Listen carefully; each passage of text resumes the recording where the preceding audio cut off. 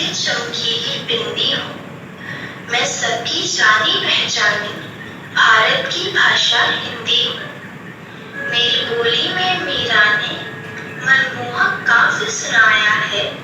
कवि सूरदास के गीतों में मैंने कम मान न पाया है। तुलसी कृत रामचरितमानस मेरे मुख में चरितार्थ हुई।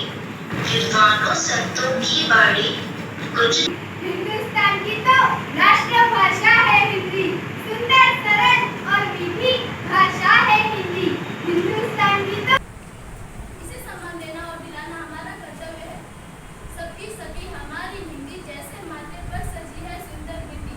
देवनागरी है इसकी ज्ञाता, सुंदर सरल है इसकी भाषा। बस आपके जाते हुए बिस्किट खाऊंगा। वैसे भी मेरा तो आपने सुनाया नहीं। ठीक है, 15 फलों के नाम बताओ।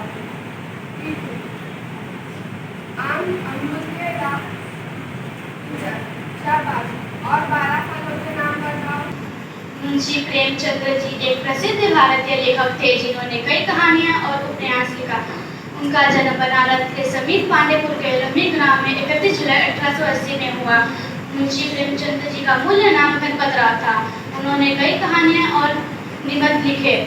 मुंशी प्रेमचंद्र जी का भला ना बोलना, अति की भली ना जो, अति का भला ना बरसना, अति की भली ना गुना। कबीरदास जी कहते हैं कि जरूरत से ज्यादा बोलना अच्छा नहीं होता और जरूरत से ज्यादा चुप रहना भी अच्छा नहीं होता। जैसे अधिक मात्रा में वर्षा भी अधिक अच्छी नहीं होती और धूप भी अधिक अच्छी नहीं होती।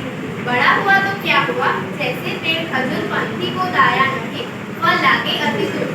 खजूर के पेड़ जैसा बड़ा होने से कोई फायदा नहीं है, क्योंकि खजूर के पेड़ से ना तो राहगी को छाया मिलती है और उसके फल भी बहुत दूर लगते हैं। जो देखो नुक्कड़ नाटक देखो, नुक्कड़ नाटक देखो, भाइयों देखो बहनों देखो, नुक्कड़ नाटक देखो, नुक्कड़ नाटक देखो।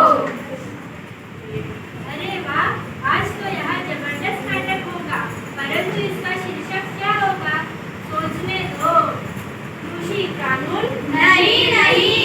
तो क्या पेट्रोल के दाम? नहीं। एक दिन एक शेर जंगल में पेड़ के नीचे सो रहा था।